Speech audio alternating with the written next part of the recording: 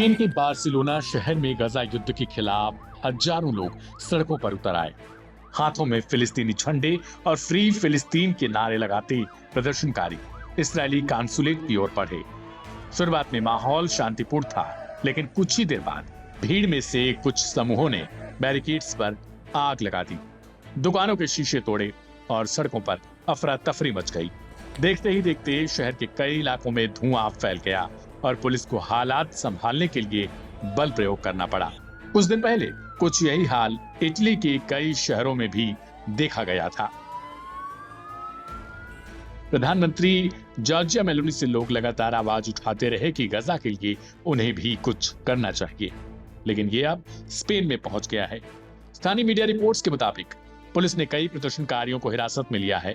चश्मदीदों का कहना है कि प्रदर्शन अचानक हिंसक हो गया और पुलिस के साथ झड़पें शुरू हुई।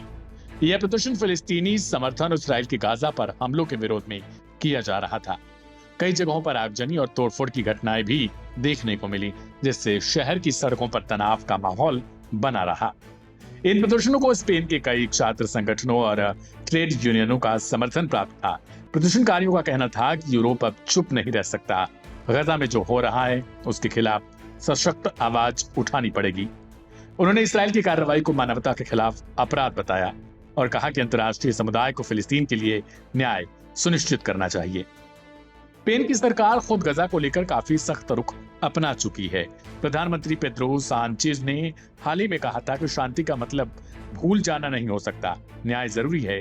स्पेन ने इस्राएल को हथियारों की आपूर्ति पर रोक भी लगा रखी है और गजा में मानवाधिकार उल्लंघनों की जांच प्रक्रिया शुरू कर दी है। सांचेज ने साफ कहा कि हाल ही में हमास और इस्राएल के बीच हुए युद्ध विराम का मतलब यह नहीं होना चाहिए कि गजा में हुए जनसंहार के लिए किसी को भी जवाबदेह नहीं ठहराया जाएगा। गजा में जनसंहार के मुख्य कर्ताओं को न्याय का सामना करना ही होगा। शांति का अर्थ यह नहीं होना चाहिए कि अपराधियों को छूट दे दी जाए या पीड़ितों को न्याय से वंचित किया जाए। फिलिस्तीनी पीड़ितों के लिए न्याय किसी भी युद्धोत्तर व्यवस्था का केंद्र होना चाहिए। स्पेन द्वारा इस्राएल नियंत्रित क्षेत्रों के लिए लगाया गया हथियारों का प्रतिबंध अब भी जारी है। यह प्रतिबंध तब तक लागू रहेगा जब तक कि शांति की प्रक्रिया पूरी तरीके से स्थापित और सुदृढ़ नहीं हो जाती। बार्सिलोना में हुआ यह प्रदर्शन न सिर्फ स्पेन बल्कि पूरी यूरोप में बढ़ती जन आक्रोश का प्रतीक है। पेरिस, लंदन और बर्लिन जैसे शहरों में भी गजा के समर्थन में रैलियां निकल चुकी हैं, लेकिन बार्सिलोना का प्रदर्शन अब तक का सबसे तीखा रहा। आग, नारों और टूटे कांच के बीच एक ही संदेश गूंजा, गजा को इंसाफ चाहिए, और यह आवाज अब यूरोप के हर कोने में गूंजने लगी है।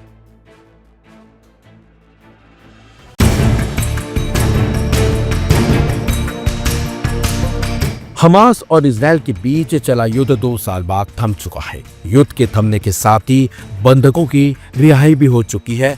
हमास की बात करें तो हमास ने इजरायल को 20 जिंदा बंधकों को सौंप दिया है, जबकि 6 बंधकों के शवों को भी सौंपा गया है।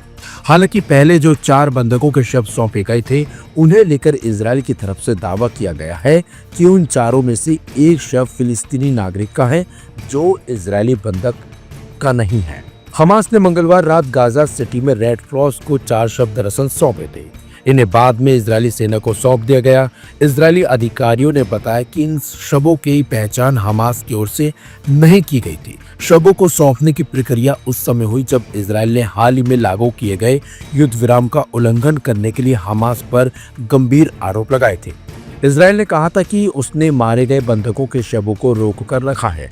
इजरायल की तरफ से लगाए गए आरोपों पर हमास का कहना है कि जितने भी शव अभी तक मिले हैं उन्हें लौटा दिया गया है। हालांकि हमास का यह भी कहना है कि अभी भी शवों की तलाश जारी है और जैसे जैसे शव मिलते जाएंगे सभी को लौटा दिया जाएगा। दरअसल इजरायली हमलों में गाजा पूरी तरह से तबाह हो चुका है। बड़ी बड़ी इमारतें मिट्टी में तब्दील हो चुकी हैं। ऐसे में शवों की तलाशी करना हमास के लिए भी आसान काम नहीं है, जबकि इजरायल हमास पर शव छिपाने के गंभीर आरोप लगाकर धमकी दे रहा है फिर से जंग लड़ने की। इससे पहले भी इजरायल ने मार्च में सीजफायर तोड़कर जंग शुरू कर दी थी। दरअसल इजरायली रक्षा मंत्री इजराइल कॉट्स ने सेना को आदेश दिया है कि वह गाजा में युद्ध के लिए फिर से तैयार रहे। इजरायली रक्षा मंत्री इजराइल कॉड्स ने कहा है कि अगर सीजफायर टूटता है तो गाजा में हमला फिर से शुरू किया जाएगा। उन्होंने इस संबंध में इजरायली सेना को प्लान तैयार करने का आदेश भी दिया है। इजरायली कॉड्स ने चेतावनी दी है कि अगर हमास ने गाजा से हथियारबंद लड़ाकों को नहीं हटाया और अपने पास रखे सभी बंधकों की लाशें नहीं लौटाई तो इजराइल फिर से जंग शुरू कर देगा। इस धमकी के बाद गाजा में फिर से डर का माहौल है। पिछले 2 सालों में इजराइल ने गाजा में लगभग 70,000 लोगों की जान ली है और लाखों लोग घायल हुए हैं।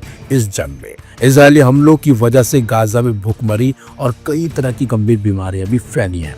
इजराइल रक्षा मंत्री की ओर से यह धमकी गाजा में सीजफायर लागू होने के 6ठे दिन आई है, जब हमास ने बुधवार को 2 और बंधकों के शव सौंपे हैं और कहा है कि उनकी कस्टडी में आखिरी लाशें हैं।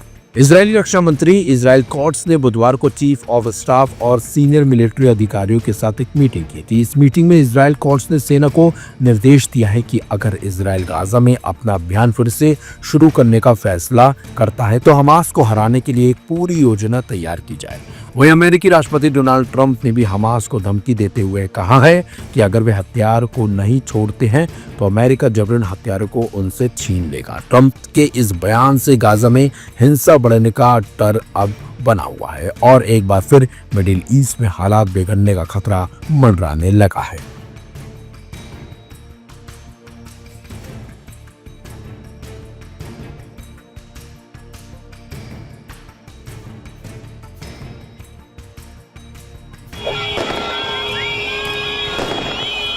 गाजा में शांति की बातचीत हो गई है। 2 साल के युद्ध में हजारों लोगों की जान जा चुकी है। बच्चे अनाथ हुए, हजारों मौतों की नींद सोए, माओं की गोद सुनी हो गई, हजारों महिलाएं मौत की आगोश में सोईं, बुजुर्गों की लाशें बिछीं, लेकिन अंततः युद्ध विराम का ऐलान हो गया। खूब तारीफें बटोरी गईं, किसी की इसके लिए सराहना की गई तो किसी ने प्राइज की मांग उठाई। लेकिन सवाल बस ये नहीं उठाया गया कि जिन हजारों मासूमों की मौत हुई, उनकी मौत का जिम्मेदार कौन है। स्पेन के प्रधानमंत्री पेड्रो साचेंज ने जोर देकर कहा है कि हाल ही में हमास और इसराइल के बीच हुए युद्ध विराम का मतलब यह नहीं होना चाहिए कि गजा में हुए जनसंहार के लिए किसी को भी जवाबदेह नहीं ठहराया जाएगा। साचेंज ने मंगलवार को दिए एक इंटरव्यू में कहा कि शांति का अर्थ यह नहीं होना चाहिए कि अपराधियों को छूट दे दी जाए या पीड़ितों को न्याय से वंचित किया जाए। उन्होंने स्पष्ट किया कि फिलिस्तीनी पीड़ितों के लिए न्याय किसी भी युद्धोत्तर व्यवस्था का केंद्र होना चाहिए। साचेंज ने यह भी कहा कि गजा में जनसंहार के मुख्य कर्ताओं को न्याय का सामना करना ही होगा। उन्होंने इस्राएली प्रधानमंत्री बेंजामिन नेतन्याहू के खिलाफ कानूनी कार्रवाई की संभावना पर कहा कि किसी को भी बेदखल नहीं किया जा सकता। पिछले साल नवंबर में अंतर्राष्ट्रीय अपराध न्यायालय यानी आईसीसी ने नेतन्याहू और उनके पूर्व युद्ध मंत्री योव गैलेंट के खिलाफ गजा में फिलिस्तीनियों पर युद्ध अपराधों के आरोप में गिरफ्तारी वारंट जारी किया था। प्रधानमंत्री सांचेज ने यह भी पुष्टि की कि स्पेन द्वारा इसराइल नियंत्रित क्षेत्रों के लिए लगाए गए हथियारों का प्रतिबंध अब भी जारी है।